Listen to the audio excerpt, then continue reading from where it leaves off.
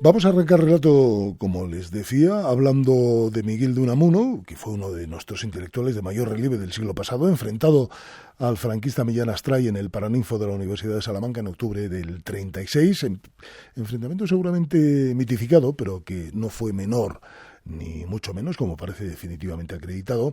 En los estudios de Radio Nacional de España en Toledo se encuentra ya sentado Eugenio Luján. Vamos a conversar con él con la ayuda de nuestro compañero técnico Carlos Bóveda. Eugenio, buenas tardes. Hola, buenas tardes, Gracias Alberto. por estar ahí en directo. Eugenio Luján Palma, Almojado, Toledo, 1966, es doctor y catedrático de filosofía y docente además en diferentes institutos de enseñanza secundaria de la provincia de Toledo. Ha dedicado una parte de sus investigaciones a la figura de Miguel de Unamuno, sobre el que ha publicado ese ensayo editado por Punto Rojo Libros que se titula Conferencia, el derecho y la fuerza. Hay un subtítulo que dice Desvelando la unidad de sentido de su pensamiento. Bueno, en realidad usted lo deja bien claro en la introducción, esa conferencia de Unamuno, a la que seguramente a muchos nos remite aquel histórico venceréis, pero no convenceréis, es en realidad, Eugenio, una conferencia largamente madurada, eso sí, pero nunca ni dictada ni publicada, ¿no? Sí, así es, Alberto. Buenas tardes. Perdona un inciso solamente. Sí. No soy catedrático, me agrada tu alabanza y tu admiración, en fin, pero lo he leído en algún sitio, sí, pero lo retiramos. Sí, pero bueno, es problema. que uno tiene amigos. Lo dejamos en doctor en filosofía. Exactamente. Es que uno tiene amigos y los amigos siempre, bueno, pues le ensalzan a uno. Bueno, pues sí, es verdad, lleva razón. Esta conferencia estaba, incluso en el manuscrito se puede visualizar cómo los trazos están hechos en un principio pues para despacio, para ser leída, ser dictada, en el sitio que era el lugar en el que la asociación en la que él en Bilbao pertenecía y cuando muy asiduamente exponía sus ideas, pero a medida que iba avanzando en el manuscrito se ve las tachaduras, se ve el trazo rápido, el trazo improvisando, y no se sabe por qué, pues nunca llegó a dictarse. Curioso, ¿no? Pero sí, en todo caso esos manuscritos están en la Casa Museo de Salamanca. Exactamente, este manuscrito está en la Casa Museo de Salamanca. De hecho, es muy conocido entre los unamunianos. Todos los unamunianos, más o menos, hemos recabado por él, hemos pasado por él, o se sabía de su existencia. Pero no se había publicado nunca como tal. Parece ser que en Italia puede ser que se hiciese una traducción o algún tipo de resumen o de algún párrafo en concreto, pero como tal, como cuerpo, digamos, completo, no había sido nunca publicado. Es la primera vez que se publica. Antes del texto de esta conferencia, hace usted una introducción dividida en tres partes y nos sitúa a los lectores en lo que ocurrió aquel 12 de octubre del 36 en el Paraninfo de la Universidad de Salamanca, de la que Unamuno era el rector. De lo que dijo allí Unamuno no hay tampoco rastro documental, más allá de aquellas palabras que escribió en un sobre mientras escuchaba a los intervinientes, pero asegura usted que lo que dijo Unamuno provocó, leo textualmente, el vómito claro y seco de mueran los intelectuales de Millán Astray. De eso no queda ninguna duda. Sí, bueno, vamos a ver, puede ser que sea muera los intelectuales, muera la intelectualidad traidora, en fin, el sentido yo creo que dentro de, como decía él, del templo de la inteligencia que es la universidad, yo creo que podemos matizar la palabra, podemos poner algún adjetivo o suprimir otro, pero yo creo que el sentido era evidente, ¿no? Y lo que debió decir Unamuno también, ¿no? A la vista de las notas que fue tomando. Sí, de hecho, no sabemos si realmente fueron esas palabras, porque como ha dicho, bueno, si no te importa, me apeas el usted, porque... Yo es por deferencia a los oyentes. Bien, bueno, pues nada. Para que no parezca que somos colegas, por más que yo le haga catedrático, aunque no lo sea. Bueno, vale, perfecto. Bueno, pues entonces, las palabras tal cual, como bien dice, no aparecen reflejadas en una parte... pero también son cuatro palabras que dignifican la vida de un intelectual. Son cuatro palabras que en esa introducción de la que habla, con la que abro el libro, intento hacer hincapié sobre ello. Son cuatro palabras que dignifican a una persona y que dignifican sobre todo a un bando. Ya lo creo. Usted sitúa la génesis de esta conferencia entre finales del 86 y principios del 87, ¿no? Era un Unamuno muy joven. Estamos hablando de 22 años. Un Unamuno de 22 años, donde ya en esta conferencia, como se he ido luego desgranando poco a poco a lo largo de las páginas, sí, aparece algo que yo mantengo desde hace tiempo, que es la unidad de sentido de toda su obra. Porque justamente en esta conferencia aparecen, digamos, mostrados, indicados, a veces señalados y otras veces más desarrollados, lo que van a ser los pilares de la filosofía de Unamuno, del pensamiento de Don Miguel. Lo he hecho usted además contrastando otros muchos textos, ¿no?, de Unamuno y sobre todo los ensayos, imagino. Sí, claro, he intentado no solamente desarrollar de manera sincrónica y diacrónica el desarrollo de su pensamiento, sino evidentemente el problema de Unamuno, si me permite, es que ha sido una tergiversación constante de su pensamiento. No sé si a lo mejor le descuadra la entrevista, pero la manera la manera, ya que somos amigos, la manera de componer Miguel de Unamuno es una manera muy peculiar, que también se da a lo largo de la historia de la filosofía y del pensamiento. Y eso le lleva mucho a crear metáforas, porque Unamuno no define. Y entonces el problema de las metáforas es que, recortadas, sacadas de contexto, pueden significar cualquier cosa. Son interpretativas. Exactamente. Un caso muy concreto es el de Nietzsche. Nietzsche también se le ha recortado, y ha servido, ¿sabe?, para un roto y un descosido, ¿no? Cualquiera de sus textos se podía aplicar a un bando, al del medio o al de enfrente. Entonces, su manera de componer, yo la llamo que es una manera helicoidal. Es decir, ya tiene unas ideas primigenias. Como si fuera una espiral. Exactamente. Eso es, una espiral proyectiva que gira siempre en desarrollo, pero que gira siempre volviendo al centro. Es decir, que mantiene unos pilares fundamentales, unas ideas fundamentales, unas intuiciones a veces fundamentales, en torno al cual va girando toda su obra. Y si quiere, pues a lo largo de estos minutos podemos desentrañar. Bueno, hay una cosa que me ha llamado la atención, porque usted habla de aquel Unamuno veinteañero como de un defensor de las tesis libertarias. Dice usted que su liberalismo extremo se extendía hasta los límites del anarquismo. Bueno, no lo digo yo, porque si que lo diga yo tiene poca relevancia. Es que lo escribe él. Ni siquiera podemos dudar en que a lo mejor en algún momento él lo dijese o él lo defendiese en alguna parte. No, es que lo deja escrito. En esta conferencia él termina diciendo que considera que el estado más adecuado para el desarrollo del ser humano es la anarquía. Lo que pasa es que la anarquía entendida como, en fin, la entiende Unamuno intelectual.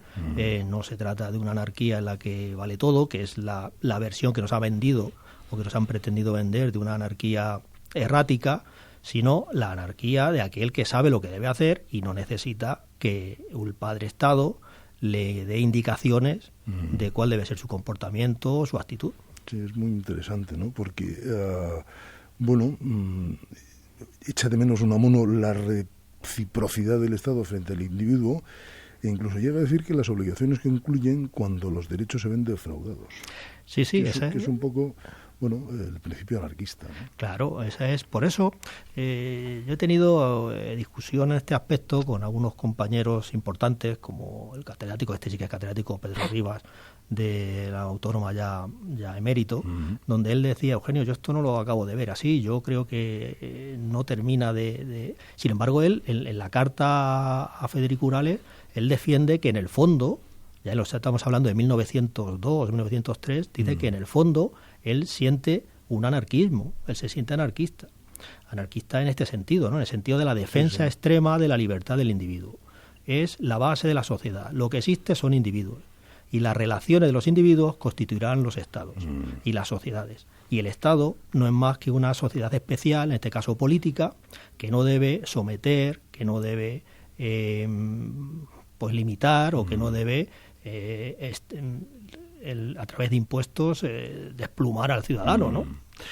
En estos días que hemos estado pendientes del debate de investidura del candidato Sánchez, que hoy ha conseguido que la Cámara le otorgara su confianza y que mañana va a prometer su cargo ante el rey don Felipe. Y la verdad es que hemos escuchado, en medio de ese ambiente parlamentario muy tenso, menciones, yo creo que muy pertinentes a Benito Pérez Galdós, puesto que además el sábado, el día que arrancó el debate, se cumplían los 100 años de su muerte, pero quizás habría estado bien, ¿no?, que alguien recordara a Unamuno cuando, por ejemplo, decía aquello de que únicamente no se es libre para atacar la libertad ajena.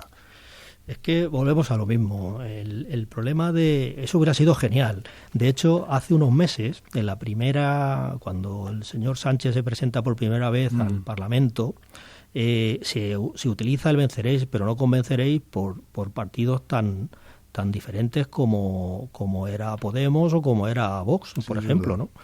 Que eso me llevó... también un poco lo que ha pasado con Galdós, que lo utilizó Pablo Casado y lo utilizó Pablo Iglesias. Es algo que me llevó a escribir un pequeño artículo que se publicó en Salamanca, en la Gaceta Partequera de Salamanca, donde un poco reflexionaba sobre esto, ¿no? Y el problema está, volvemos a lo mismo, en que a Unamuno se le ha malinterpretado. Pero se le ha malinterpretado, y esto sí que quisiera dejarlo un poco claro, no porque él sea una persona, como siempre se nos ha vendido, itinerante en el pensamiento, un correveidil de ideas que ahora apoyaba algo o apoyaba a otro, lo contrario, lo diferente. Él siempre se ha mantenido en el mismo sitio. Lo que pasa es que, ya digo que el problema de la metáfora, por una parte, que utiliza, y por otra parte, los 40 años de dictadura franquista. Sí. El adoctrinamiento. Exactamente, que es que el fascismo en España tuvo la cara del nacionalcatolicismo. Sí, sí. Y el nacionalcatolicismo lo que buscó fue romper con la República cualquier tipo de agarre y sobre todo cultural, claro. Entonces, la losa más impresionante que se le puede caer, que se le puede hacer recaer sobre un pensador, es que es incoherente. Y esa es lo que hemos heredado, esa es la visión que hemos heredado de Unamuno. Bueno, poco a poco yo creo que afortunadamente vamos recuperando la figura de quien sin duda fue uno de los grandes intelectuales del siglo pasado. Hay, por cierto, 5 páginas y media de notas. Sí. Antes de las reflexiones de Eugenio Luján Palma, que complementan esa conferencia de Unamuno y que usted, analiza intensamente a través de 7 epígrafes. A mí me ha resultado especialmente atractivo el último, en el que usted escruta precisamente algo de lo que hemos hablado, ¿no? Esas posibles motivaciones que llevaron a Unamuno a escribirla. Y usted dice que el contexto es fundamental para intentar entender a aquel hombre. Cita usted, de hecho, y lo hace con sorprendente exactitud, según mi criterio, las 9:20 del 27 de noviembre de 1886, como un momento importante de ese contexto. Qué precisión. Bueno, es cuestión de documentarse. Yo no estaba allí, como puede comprender. Entonces, eso es la habilidad simplemente del que investiga y del que intenta documentar. ¿Por qué fue tan fundamental aquel momento? Es que ahora mismo no sé a cuál. Pues en concreto, cuando dice usted que se estaba debatiendo la reforma del, a ver si lo encuentro, del Código... Sí, cuando se habla de la reforma del Código, sí, porque es cuando se pone en tela de juicio el problema de la libertad. Eso es. El problema de la libertad de los individuos, exactamente. Eso es. Entonces, lo que realmente se estaba debatiendo en el debate de fondo no era otro que el límite de la libertad del individuo. Si la ley somete al individuo, o debe ser el individuo el que se le reconozca como hacedor de la ley y por tanto con capacidad para poderla comentar, alterar o realizar, ¿no? El Código Civil de 1889. Exactamente, ahí estamos. Entonces, ese es el momento, es un momento importante. Lo que pasa que, como digo en ese texto, eso es puro aroma, porque claro, tampoco uno está en la cabeza o podemos estar. Claro, es una interpretación. Exactamente. Entonces, pero sí que es verdad que Unamuno era una persona muy viva ya desde joven, ¿no? Por ejemplo, es curioso cómo a su amigo Mújica en los años 1890 le escribía diciéndole que no le entendían cuando él iba a las oposiciones. Él se presentó a oposiciones de filosofía, a oposiciones de griego, de latín, de metafísica, de psicología, y decía que cuando él hablaba de Boone, que aquí no le entendían, que decían que lo que estaba diciendo, o sea, era como si el tribunal no supiera de lo que él estaba hablando, precisamente porque él estaba empapado o se intentaba empapar de ese conocimiento que evolucionaba, que se gestaba ya en la Europa de la época. Ha sido siempre un pensador abierto siempre a Europa y abierto siempre a la cultura exterior, ¿no? Y ha intentado siempre tamizarla con sus propias ideas, con sus propios problemas personales para interpretar la realidad e intentar desde esa interpretación, bueno, pues crecer él y volcarse los demás, que esa es la idea de eternidad, ¿no? Sí, recuerda usted además que el empeño de Unamuno, según lo dejó el escrito, ha sido y será que los que me lean piensen y mediten las cosas fundamentales, y no ha sido nunca el de darles pensamientos hechos. Yo he buscado siempre agitar y a lo sumo sugerir más que instruir, y también por ahí tiene sentido, ¿no? Intentar desvelar cuál es la unidad de sentido del pensamiento de Unamuno. Exactamente, es así. Unamuno siempre se mantuvo en la misma. Unamuno hablaba de que la sociedad, pues el ser humano evidentemente tiene deseos, tiene voluntad de realizar acciones, y eso le lleva a la convivencia y al choque. Y evidentemente hay choques dentro de la sociedad, pero lo que no hay que hacer es polarizar el choque, sino que lo que hay que hacer es intentar buscar una síntesis, un momento posterior, esa síntesis que supere, integrando ambos elementos, y dé a luz, alumbre un nuevo posicionamiento, una nueva posición, un nuevo estado que dé solución a ese problema, ¿no? Y en eso estuvo siempre Unamuno. Por eso se descuadró tanto cuando el problema de la guerra civil, ¿no? Está claro.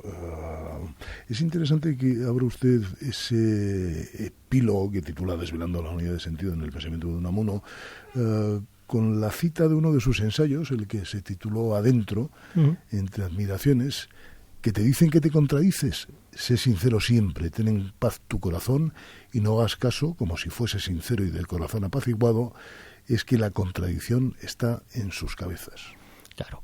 Es verdad que él sigue un poquito más y dice, y no en ti.